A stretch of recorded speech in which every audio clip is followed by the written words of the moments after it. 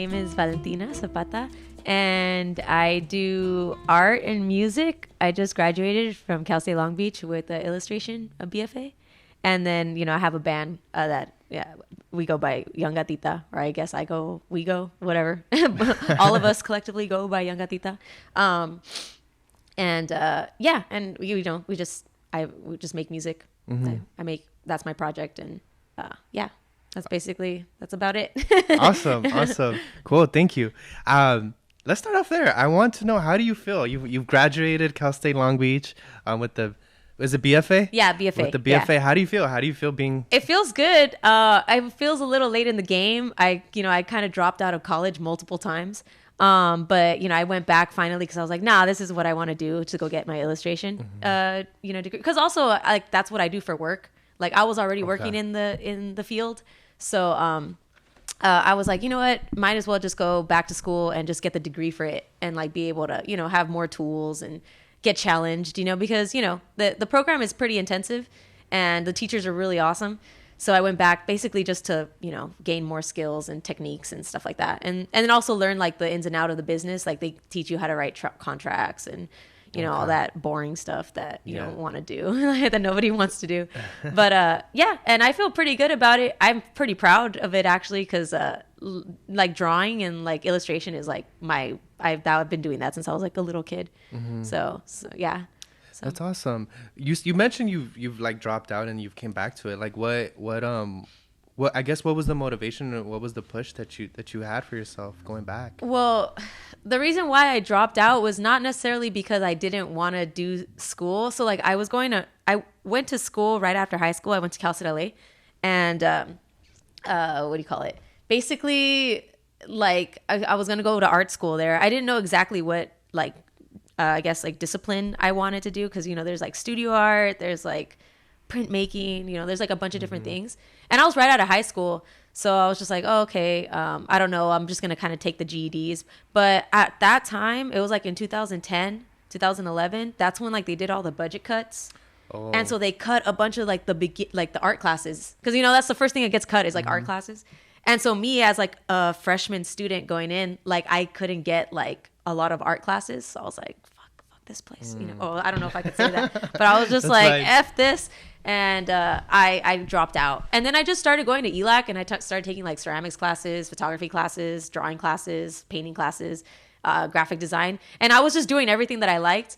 And then like eventually, like freaking 7 years later, like I went to like the counselor and was like, oh, what else can I take? And they're like, you could qualify for like 3 AAs. Like, I think it's time for you to like just go to university. And so then I was like, okay. So then I applied to like UCLA and UC San Diego, and I got into like I applied to like a bunch of schools, like a bunch of UCs and stuff, and I got into every single one except UCLA. And then I was like, you know what, F this. And because that's the only like the school I wanted to go to. And then I was just like, I didn't get into that, and I got so mad, so I didn't accept any other like schools. Oh wow. Yeah. And then finally, like a year after that, I was like, I think I just need to go back. So I did some research, and I heard that like Cal State Long Beach is like really good with their art department, and specifically like the illustration department. And so I kind of like looked into it, and I vibed with it. So I was like, you know what, I'll make the commute. And yeah, I got in, and then I got into the BFA program the first time I applied. And it was cool because all my teachers are awesome. That's awesome. So, yeah, made a lot of good friends. So it was cool. That's great. Do you I want to ask you more about because you said you've always had drawing. What attracted you to that art? Do you remember your earliest memory with drawing? I've been drawing since I was like 2 years old, since I was gonna pick up a crayon. Yeah. And then I remember being a kid, like, well, first off, I would come home and then like do my homework either really fast or like wait till later, and like just watch cartoons and try to draw exactly like I would watch like Spider-Man or Digimon or Pokemon or whatever, and I would just try to draw them exactly the same. And that was like, it was weird because I think about it now and I'm like, I was almost like, it was weird. It's almost like you get homework to like teach you how to do things. It's like I was doing that for myself like at the time. Okay. You know what I'm saying? But like I didn't really know it. Like I was legit putting in like crazy work to try to learn how to draw. And then I remember like I got pretty good at it. And so what I would do at school is I would get like index cards and I would draw like Sonic the Hedgehog or like, like things like that. And like people would like pay me to like draw them like a character on like an index card. And I would get like 50 cents, $1, depending on like how crazy it was. And then I would go buy ice cream and stuff. That's how I got my snack money, is by like selling little index cards with like stupid little cartoon characters on it, just because I knew how to draw them. That's awesome. Yeah, and since then I just like everybody kind of knew me as like I won a few awards like in middle school and stuff like for drawing, and then and like I ran for like student body, or like I don't know, like I ran for the secretary of like my middle school or whatever. Yeah. And like because I like to draw so much, like I got like, because they pass out like pencils or like with like your little tag on it, or like vote for so and so, and I got like a bunch of post-it notes. So like the whole thing was just like, vote for me, like draw something and put it up. And they banned post-it notes after that, because everybody was like posting up like post-it notes everywhere in the school. And I was just like, oh man, I ended up winning. I didn't do anything. They make you just like sell snacks at the snack shack or whatever, But yeah, anyway, so that's kind of like the story, I guess. That's awesome, because like you getting into these different spaces with art. Yeah. It's weird. Do you feel like that's something that still happens to this day, where you're like, oh wow, like, for sure. I mean, people hit me up for all sorts of stuff, and I've gotten a lot of cool gigs just through the art thing that I'm like super grateful for. And like, I'm like, wow, that's like really cool. Like, I went to Egypt to paint a mural.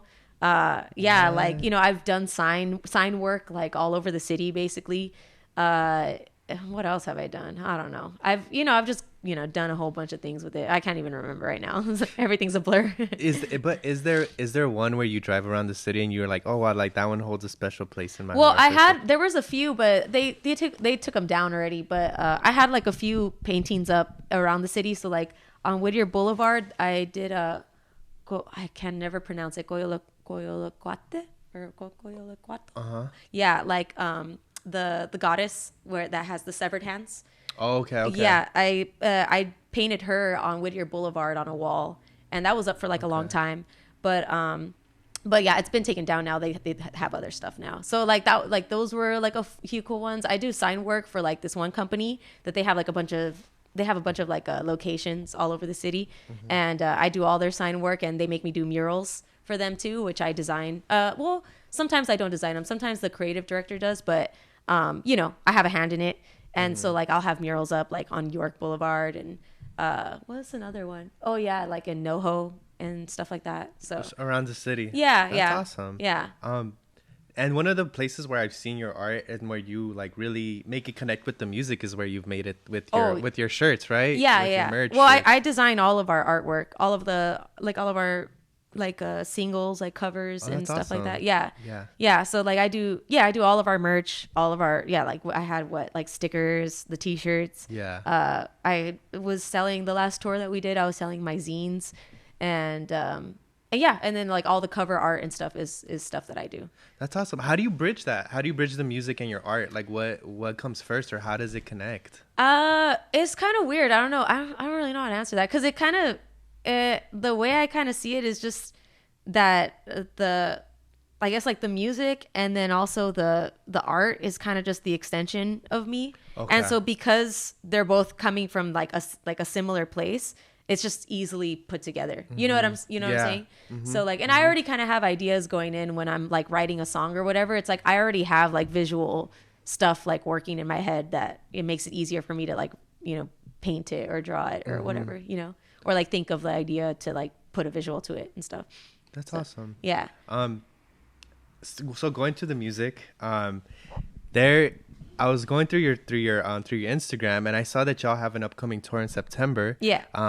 Not only that, but y'all just came off a tour like earlier, like last month. So it's like it seems like a busy month, busy year. Like how do you balance that? How do you balance in between tours? Like what do you do? I have severe mental issues and I do not have much coping mechanisms, but I'm just the type of person that just goes. Mm-hmm. Like it's really hard for me to stay still and just relax. I have been trying to just relax like the past couple of weeks and stuff, because I just graduated, went on the tour, and then like came back, and then it was like again like, oh, you're prepping for for this next tour and stuff like that. And then we're working on the album and stuff, so it's like that's also gonna drop soon. So I don't know how. There really is no answer. Like I'm just making it day by day. Yeah. Yeah. Well, something you mentioned earlier that that we didn't have here, but it's like you watch Avatar, you know? Oh yeah, yeah, yeah. In a way that helps, I hope. No, Like, that honestly is so healing. It's so healing. I love that show so much. that's Yeah. awesome. That's Yeah. awesome. But because you're always also on the go and because you have an upcoming tour, how do you prepare? What do you try to keep in mind while you're on this to kind of keep you like, I don't know, Yeah. comfortable, I guess? I don't know. I think for me, I don't know actually. I'm not really comfortable ever. I'm sorry, it sounds so negative, No, but it's kind of true. that's like, real. Yeah, like I'm not really ever like comfortable, but I do find comfort in like, especially when it has to do with like, so you work on the artwork, right? So you come up with ideas and then you actually like sit down and draw the thing, which I enjoy, you know what I mean? Or draw or like, make it manifest it, right? Or make it real. And then the next part is kind of like putting it in production. So like making more zines or like getting the shirts ordered. And like I kind of love that process. So like I try to finish something so I could finally see like the actual real last thing in my hand, tangible, you know what I mean? And I love that. And I love collecting just like stuff that I've done, and I think that just keeps me going. Like That's just, awesome. just being able, and then also like sharing it with people too. So like, I'm always so excited, like, dude, look at my new shirts. And like, I'll give them away and it's like, oh, you're not supposed to do that. Like you're supposed to make the money back, but for me, it's just kind of just like, oh, you're the homie here. Take it for free. Like, whatever. Yeah. Like, it's just the thing that I made, Yeah. So, but I love that. Like that whole process is what really like keeps me going. Like it brings me joy. I'm like all giddy right now thinking about it. That's awesome. Yeah. Because even like mentioning how you mentioned earlier, like it seems like you're also a very, I don't want to say self-disciplined, but you're like on yourself where like you want to do things, then you will have it done. Yeah. Oh, I love doing that. And I wouldn't say it's self-discipline. Yeah, that sounds like as more of it's just like I just like to do things, you know what I mean? Because I straight up have no discipline whatsoever, which is why like, I get up late and go to sleep late, Yeah. But once I'm like kind of working on something, I'm in the zone. Like I'm in the zone for people can't get me out of the zone. Like, if I start a project at 12 a.m., like I could be up all night, all the rest of the day, and like until it's done. You know what I mean? Yeah. Yeah. So I want to ask you, do you feel like because you mentioned even as a child, like you even though it wasn't homework, like you gave yourself those like assignments and whatnot, but do you know where that comes from for you? No, that is just something that I just because I enjoyed drawing so much when I was a kid, and I wanted to like recreate what I was seeing. Like I always wanted to make my own cartoon or my own like comic book or things like that. It was just like kind of something that I did. But I will say like I don't know if this has anything to do with it, but I do kind of love school. And I think like, so I was that type of student that like, if at the time we didn't have like computers readily available to us, so like I would write out all my essays on paper, right? Like line paper. And I was one of those students that like, if like I would be writing my paper and if I messed up on one letter, like if I like scribbled accidentally, like I would can the whole thing and start it completely over, no matter how far into the essay I was.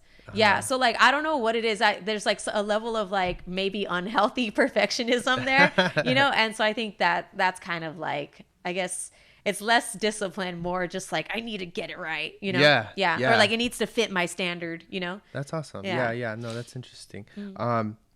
And speaking of that, of just like growing up, I did see a few of your interviews, and I've heard you talk about the background that you come from and the background that your parents have. Yeah. So it's always been connected with music, right? Yeah. But did their roles in music influence you in any type of way to really pursue this? I would say, yeah, subconsciously, I'm sure. But I would say like the one that probably had the most influence in me was my dad. Okay. He is like, he always had instruments in the house. And even though like, he would teach us stuff and whatever, but I would say like my journey with music was a little bit different. Like he did help me a lot. Like he got me, my guitars and, stuff like that. Right. Because he loved it. He found out that I was left-handed and was just like, oh my gosh, like I'm going to get you a left-handed guitar. You know what I mean? It didn't even give me a chance to figure it out on my own, So he was just like really excited that me and my sister like liked music. But like in the case of like the creative route of it, like, my dad really left us alone. So like he didn't really ever really push us to do anything. And like didn't even really come to any of our shows. Like I've been doing music forever, and he like never came to a show or anything, and never even really asked about it. You know, it was just like, okay, Valentina's doing their thing, you know. But so like there was an influence there, but it was very much like, you know, separate. You know? Yeah. What role did music play for you as a child? I did always love music. I used to be one of those like kids that was like, oh, I want to be like Mick Jagger with like playing to like sold out like stadiums, you know, like dancing around like flamboyant, like, you know, I used to be very about that. But more recently it's become more of like music is kind of more of an expression rather than me trying to like make something out of it. And it just so happened that like as soon as I had like that intention, like as soon as I sat down more and was just like, okay, I'm more of like an expression of myself or whatever, that's when like, you know, one of my songs went viral and stuff, and I was like, oh my god, this is like I didn't want this anymore, you know what I mean? But but music has always been like, you know, music, I mean everybody goes through their thing with music, you know. And I definitely was one of those people that always had my earphones on, or like I would carry my little CD player with the little, you know what I mean? The Walkman. And yeah, the little like Walkman and whatever. No, music has just always, I've always been around it too. Like all my friends have always done music, or they've been DJs or like, you know, and yeah, I've always really just enjoyed music in general. So, and it's just, always been around in my life. My cousins, like my family, like they all kind of do music a little bit. Like my cousin was like a pretty popular band, like in this area, like back in the day, in this band called like Level 7. And I looked up to her like crazy. I was like, oh my God, I want to be just like Michelle, you know? That's awesome. So, so they were really sick, but yeah. What does your cousin think of your music? Oh, my cousin loves it's funny. Like we're like twinsies. Like we kind of like look the same, act the same, you know, well, I don't have hair right now, but like when I had like long hair, like we had it dyed like purple and blue and stuff like that. She's cool. We don't really hang out as much anymore because she's a mom and stuff and she has her own life or whatever, but yeah, no, she's really cool and like definitely had like a huge influence on me as a kid, you know. That's awesome. Yeah. You mentioned the music really took off when you became really connected with who you were and putting that into the record. And I'm assuming that was the album Over You, right? That's when well, it was even before that. I dropped 2 songs. Like essentially like kind of, or what happened was I've been in and out of bands since I was about like, I don't know, I think 17, 15. I don't know. I was like really young. I was in and out of bands and musical projects since then. And they never really worked out because I've always like shared. Like it's always been like I'm sharing my ideas with someone else and like we're kind of sharing it as a band, which I don't think there's anything wrong with that. But a lot of the times like you meet, there's like a lot of like the vision is different for people. Yeah. Or like the writing styles or like they start to vary too much. And so there's a lot of conflict. And eventually I got tired of having failed bands all the time and being in cringe bands. Like there was like a lot of times that I straight up would be like, yo, what I'm doing right now is so cringe. Like, damn. And I just need to dip. You know what I mean? Yeah. Like I'm done with this project, you know? And so, I kind of got tired of like the ins and outs of that. And I sat down finally and I just like I was already writing songs on my own too. But like I actually sat down and wrote like some songs that I was like, okay, no, this is something, it was way more tailored and deep, you know, way more intentional and less about like what I can do and more just like, even if I can't do it, I'm going to figure out how I can, you know? So I basically like produced a few songs on my own. And one of them went like mini viral, which is the song Bedroom. And that one went mini viral on SoundCloud back in like 2016 or 2017. Cause like this one like blogger like ended up reposting it and he had like a huge following and it did really, really good.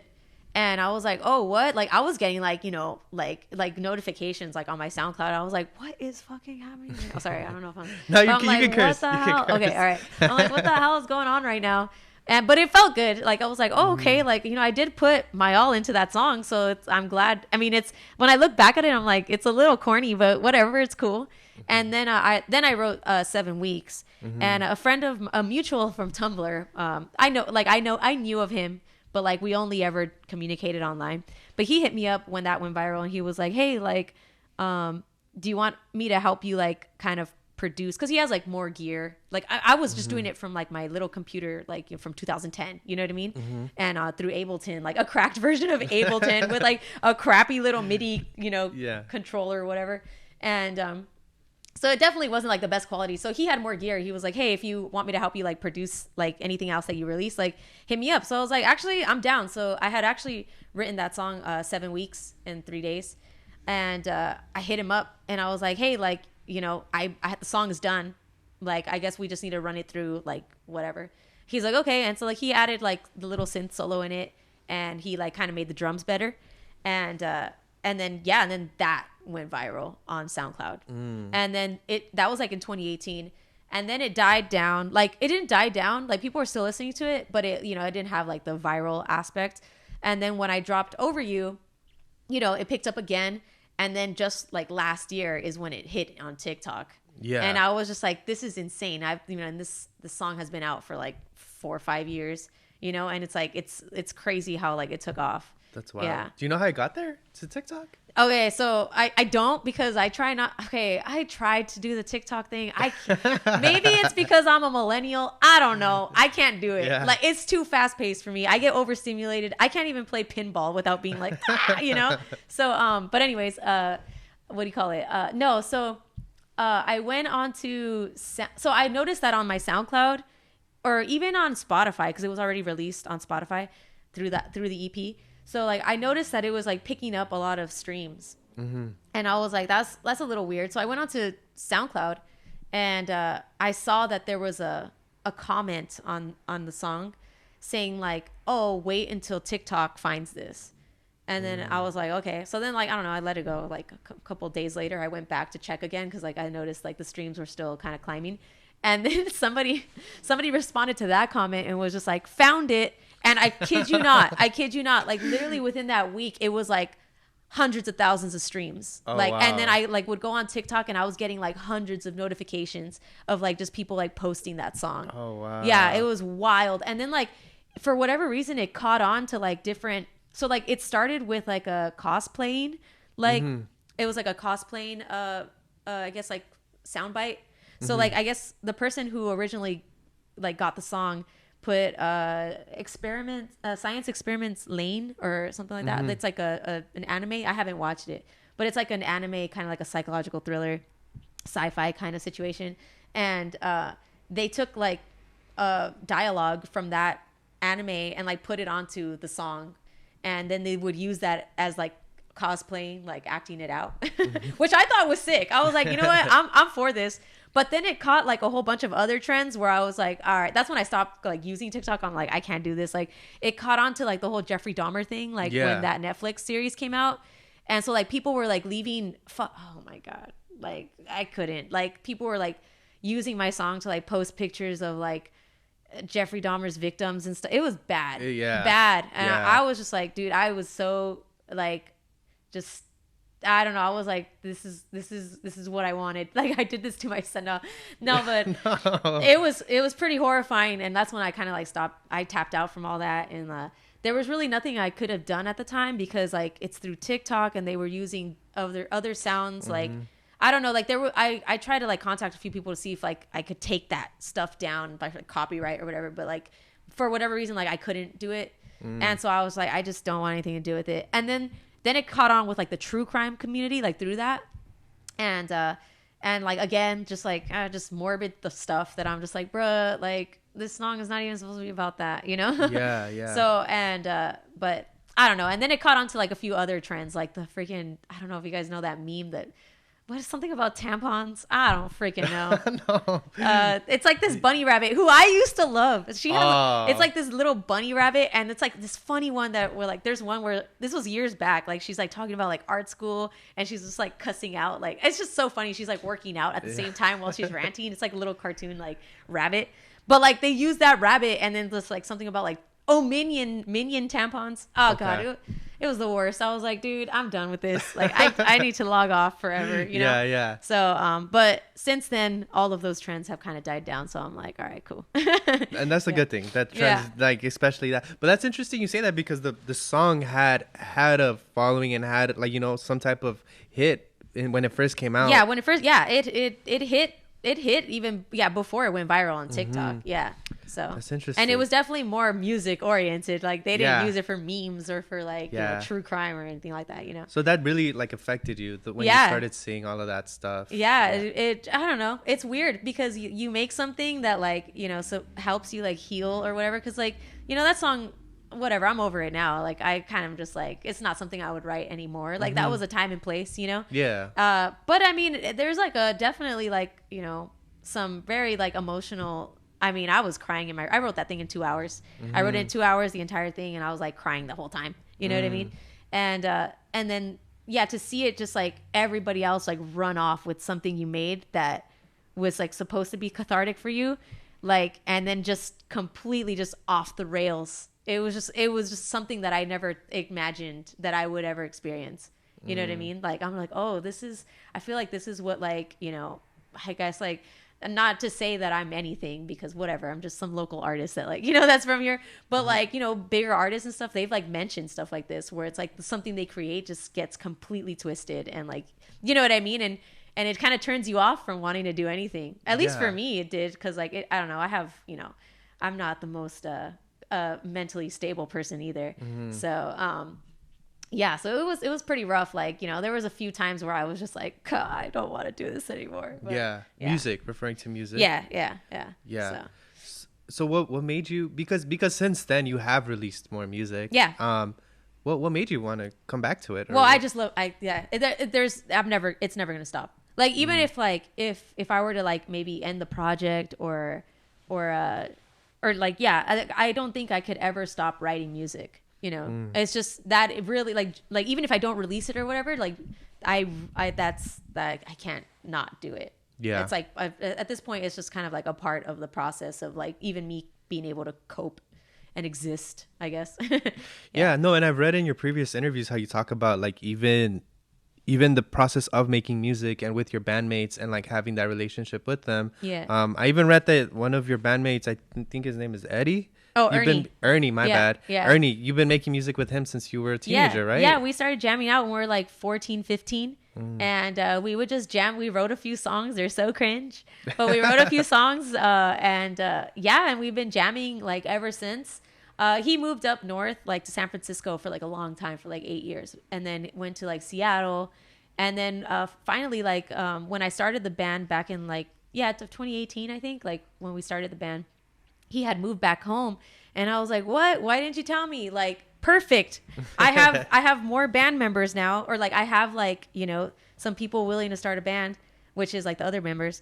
And now you're here, like perfect timing. You know what I mean? Like, let's jam. And so then that's kind of how the band started. Yeah. That's awesome. That's awesome. And I know a lot of the band members also came from that other band, Katsu. Yeah, Katsu. The reason I knew about him is because I grew up in Montebello for part of my time. Yeah, okay. So that's how I was like, where'd you go to school? Montebello High. Oh, you went to Montebello High? Okay. Like, what about middle schools and stuff? Middle school, I went to MOI. Oh, okay. All right. That's so funny because I went to St. Benedict. Okay. I'm is that a the Catholic one? school person. That's the one on Garfield? No, it's right next to MOI. Oh, for real? Is it? Yeah. Oh, it's the one. It's the one behind it, right? Yeah, it's that church, right? Like, oh, okay, that's where right. Ari's is? Is it Ari's? Yeah, Yeah, Ari's is at. It's like that church, like whatever. That's the school. Oh wow. Yeah. Okay. Yeah. How was that for you? I'm assuming that's a whole different like experience, right? Catholic school. I don't know. I don't know how anybody feels. I don't want to talk about no one's religion or nothing, but I don't know. I don't think they should exist, low key. Any type of religion school, it's like, nah. I don't think that should exist. I think everybody should be public schools, and that's it. Yeah. So, I don't think some public schools should exist. So. Look. The school system, that's a whole different story. Yeah. But like, I don't know. There's that's a lot true. of things with like Catholic schools that I'm just like, what? Like we had religion classes, but like the religion classes were like, it wasn't even like religion. Like it's not like we were looking at the Bible and like analyzing it or anything. It was just more like, oh, like don't sin, like or you'll go to hell. Like it was kind of like that. And I think back and I'm like, that's weird. Like I can't believe they were even teaching that. I can't believe they still even have that going on. Who knows? I don't know. I don't know how it is anymore. Yeah. No, and then there's like when I went to a Catholic high school too, and I graduated from Sure High School. Oh, right on. But I did go to Catholic high school till my junior year, and like so when I transferred out into Sure High School, there was a lot of credits that I was missing because like they don't count like I did sports in high school, but they don't count that as a PE. So like it's just weird. It's like how does this even how does this even work? Like I don't know. Like so I was like below like a whole bunch of credits. Oh wow. Yeah, it was like weird. Or like wow. not credits. I don't know what they call them. Like I don't know. But yeah. I was like, it's funny too, because like, yeah, I'm a straight A student. Like I take pride in that. Like it's weird. Like my life is always falling apart for whatever reason. I still get the straight A's. But when I went into Sure High School, like, you know, I was like straight, like across the board, like just all A's in my classes, but I was still ranked the second to last student because of like the way that it transferred from the Catholic school. So yeah, very weird. Yeah. But whatever. I don't care about that. It's just funny to think about it. It's like, damn, that's really weird. Do you feel like you were straight A's because of the same thing, or like you're like kind of like always near, like want it to perfect? Yeah, there's a perfectionism thing, but also I honestly like, I hate to be so like, oh, like school, but I freaking love school. Like I love to learn. I like legit just like to learn. So it's like if someone's like teaching something that I'm like really interested, like history or you know, English and you know, art, any electives or whatever, like I'm just really into it. With an exception of math. Math was, you know, I can't do math and chemistry. Like that killed me. What's the last thing you really dove into? The last thing I really delved like learning wise. Yeah. Because sometimes I'd be going in these like YouTube rabbit holes of like, same. I need to know more about this. I need to know more about this. I go through a lot of them. Oh, what was it? Actually, that's actually a good question. I know I did go through a rabbit hole for something, but I don't remember what it is because I go through many of them. I'll maybe have to get back to you on that one because I can't remember. No, that's fine. That's a lot of the times it's like stuff like geology or like because like I like crystals and stuff. Oh, okay. So, but that one was a while back. There was something recently that I kind of had like a whole rabbit hole in, but I can't remember right now. Yeah. Anyways. Are you into rocks? Yeah. Like, okay. Yeah. So. Okay. Because I had this little cousin and she likes collecting crystals and I'm like, oh, cool. Like, so what do they do? She's like, I don't know. They look cute. Yeah. No. Yeah. I used to work in this like a metaphysical house, metaphysical store. And, you know, they sold crystals and all that. And I learned everything. So, like, I know, like, all their metaphysical properties and stuff. So, like, you know, like rose quartz or, like, tiger's eye or, like, whatever. Like, tourmaline and, you know, fade-in quartz and, like, things like that. So, it's like, I actually, like, know about stuff. That's awesome. Yeah. At the core of it, what is it to crystals? Like what do you mean, like? Because what I've heard is kind of like that attraction. There's kind of an attraction to it and something like along those lines, you know? So yeah, usually like the way they kind of say it is like you're attracted to what you kind of like need or like something that like your energy, like I don't know, your energy attracts like other energy that's like either like or you're necessary and stuff like that. But I mean, I don't know. All crystals are like good, you know what I mean? So, but yeah, the way that I kind of interpret it is that like sometimes the way that the crystals are formed has a lot to say with what their with like with like their meaning and or like their energy kind of is. You know what I mean? So like that's kind of how I interpret it because every time I look into it, I'm like, oh, that's pretty crazy because the crystals formed this way, and that kind of matches up with like what it's supposed to be for. You know what I mean? Oh, that's interesting. Yeah. So that's awesome. Yeah, like for instance, like tourmaline. Like tourmaline is like a really it's heavy, it's like it's big or whatever, and it's like it's called a protection stone. It's like, well, yeah, you would want something like grounded, you know what I mean? That's like, you know, kind of like big and bulky or whatever, and it that seems like a protective force, right? You know, because it's like it's grounding you and stuff like that. So and then there's like other examples that are like I don't know, I don't want to get too into it because then I get all nerdy about it. No, I mean I asked. Yeah, but like yeah, so and then like for instance like there's like crystals that like form like through breakage, so like they break and then form more and then like they have like they like kind of like radiate like this, but that it's like they're broken and they grow and they broken and grow, and like those crystals are really good with like your like healing process, especially if you have like a lot of trauma and stuff like that. Like they're a lot gentler because like, you know, the crystal has also gone through it, you know what I mean? Like that's kind of how I interpret it. Maybe I'm wrong. I'm sure people will like see this and be like, that's wrong, you know. But whatever, it's spirituality, you can't be wrong. That's true. If it feels right to you, then that's what it is. That's awesome. Yeah. Speaking of grounding, what grounds you? What grounds me? I am never ground. Okay, that's what I'm saying. Like I hate to kind of be self-deprecating, but it's kind of true. Like I don't know. I think I think the one thing that kind of keeps me grounded the most is my bass player, David, my best friend. He keeps me probably grounded like the most, which I probably shouldn't rely on one person for everything, but like that guy could like, I don't know, he knows how to deal with me when I have moments, you know what I mean? So, and I always go to him like when I'm feeling like really bad. So, but yeah, so other than that, like I feel like sometimes just going out for a walk will like help me feel better, or like or honestly like watching like Avatar: The Last Airbender, like that grounds me. Yeah, you know, it gets me emotional, but it grounds me, you know. So I have a good cry, and then like I feel a little bit better after. That's awesome. Yeah, that's awesome. So I think I want to go back a little bit again to your to the music journey to it. So before there's this one part, and maybe this is connected with the rocks and the crystal and stuff like that, but at least that's what it reminds me of. But when you were beginning your band, or when you were bringing in this project of Yungatita, you mentioned that you had gone to Mexico.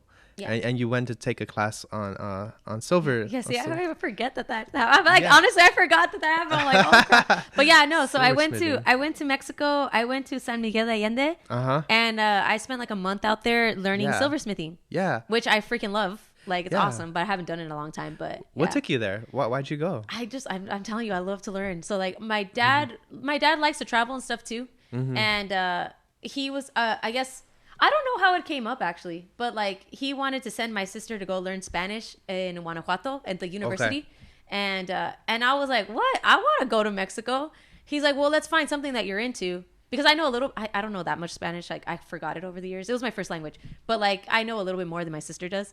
So like, you know, I was kind of like, I could learn on my own. Like it's easier for me to pick it up if I study it on my own or whatever. But my dad was like, well, let's find you like something to kind of do. And I was like, well, like, I know they do like a lot of like jewelry stuff over there, like in San Miguel de Allende, which is like, you know, 2-hour bus ride from from like Guanajuato proper. And so he was like, yeah, let's do it. So he found some guy, and then I stayed with like, you know, like a little, like a host lady. And yeah, I was just out there by myself and just hung around the city, and and then learned silversmithing. It was really cool. Yeah.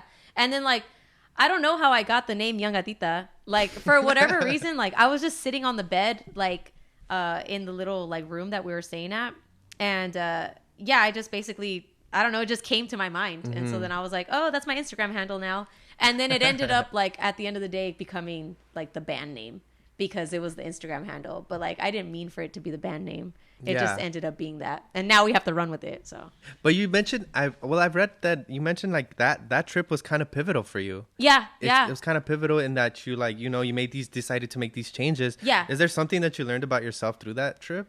I think honestly, just being alone, like separated, like not being influenced by anybody, is like a huge thing for me. Like I definitely, I don't not like being alone, but I do find it necessary sometimes to kind of, I mean, everybody needs it to, like, you know, discover who you really are and stuff. And I think that was the moment where I started making decisions for myself rather than like for other people, you know, because I do find myself being that type of person that, you know, I have kind of like a people pleaser, you know what I mean?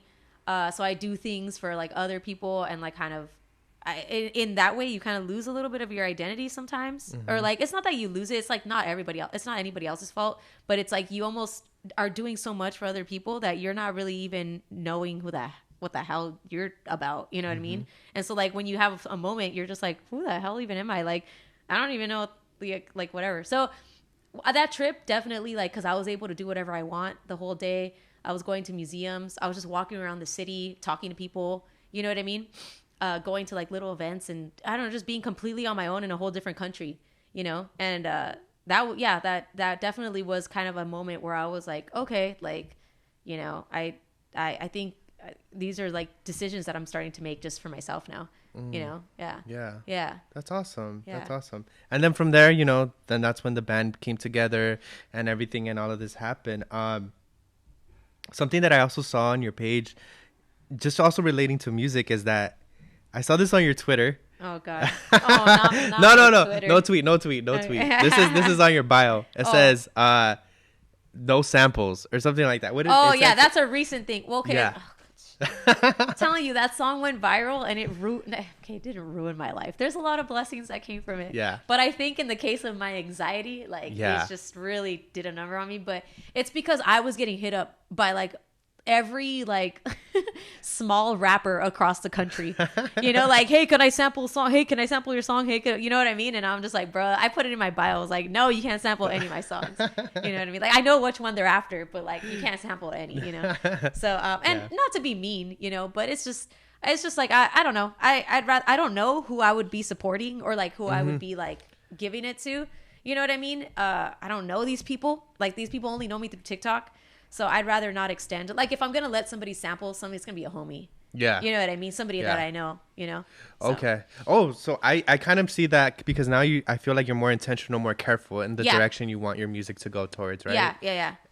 So that kind of brings me to my next question. What is your intention or what is your direction for this new project that you have coming out? Well, if you can say anything, I don't know. Yeah, I mean, I could talk about it. The entire album is basically about like just, I guess, like childhood trauma. And I know it's so cliche to say, but it's true. It is about that. And then about like just, I've made so many mistakes in my life that I just feel like I need to like kind of start putting it out there just to release it. And a lot of these songs are like definitely self-reflection and like almost like a critique on my own like escapism. Because I feel like for a long time I didn't confront any problems that were very obvious. And I used, you know, I would party and do drugs and, you know, whatever, like be in really toxic relationships and stuff. And like, not to say that I was like the one at fault all the time, but like there was a lot of things that I did where I'm just like, wow, that was really fucking stupid. And you hurt people in the process and you hurt yourself in the process.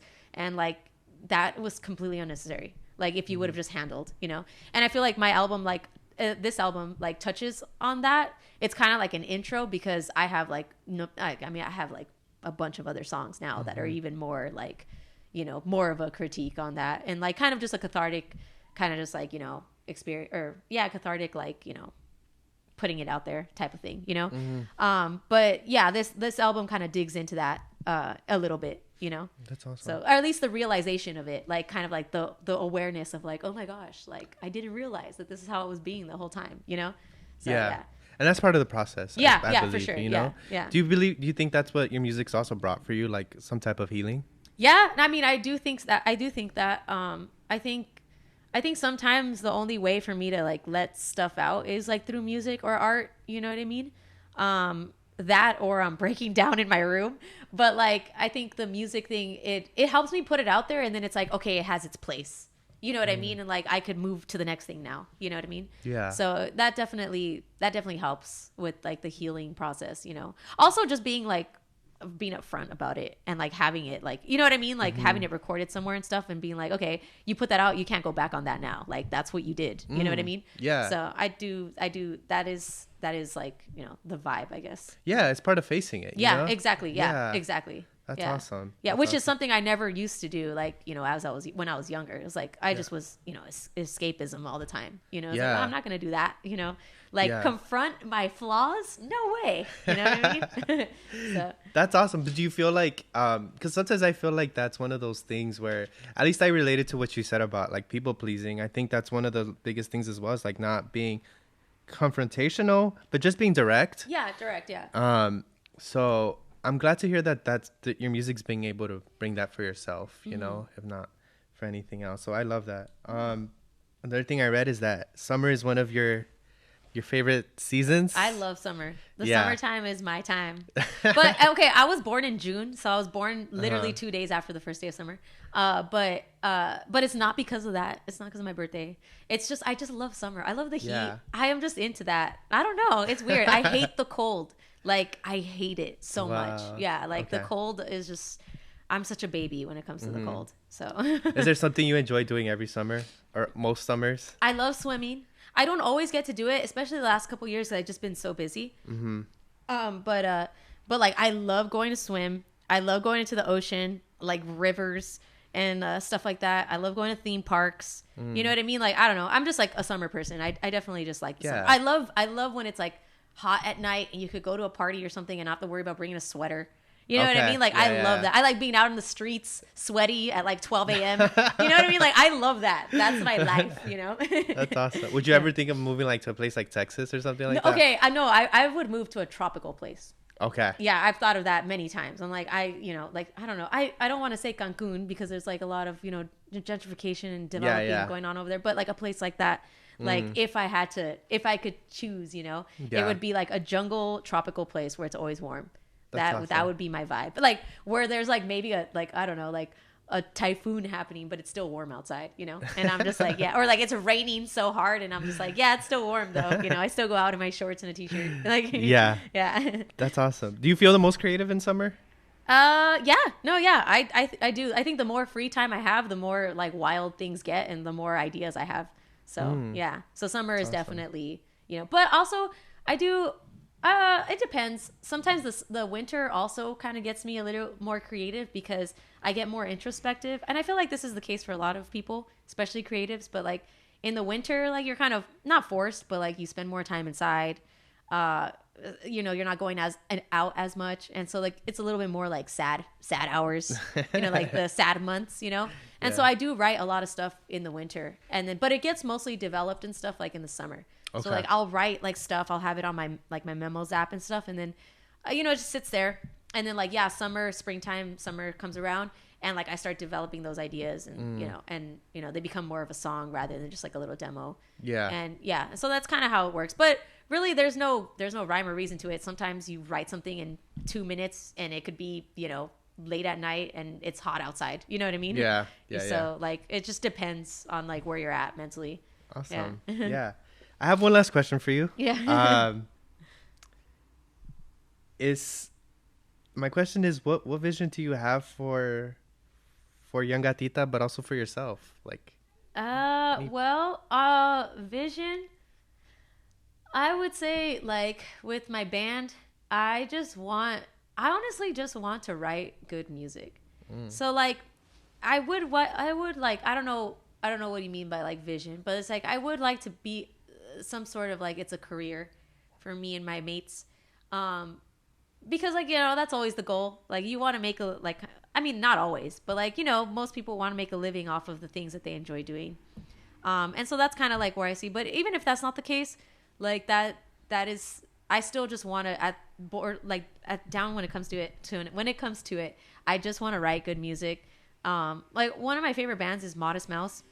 And or like they are my favorite band. Not one of my favorite. They're my favorite band. And I feel like a lot of people like they know like their hit songs, but they don't know like the rest of the discography really. Like that's usually been the case. Like when I would tell somebody, they're like, "Really? Like Float On and Dashboard, And I'm just like, "Oh no, but have you heard like all of their other albums and stuff?" And it's like just for me, it's like genuine, like good lyrics, good music, and like that's kind of what I want to do. You know what I mean? Like maybe I don't have like a hit or nothing, but I want to just have music that is genuine and like it's, I don't know. That's kind of just my vision on that. You know what I mean? And I enjoy playing and stuff. So I just want to keep playing and, stuff like that, Yeah. Yeah.